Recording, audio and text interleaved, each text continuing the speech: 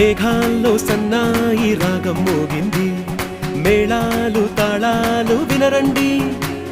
సిరికి శ్రీహరికి కళ్యాణం కానుంది, శ్రీరస్తు శుభమస్తు అనరండి.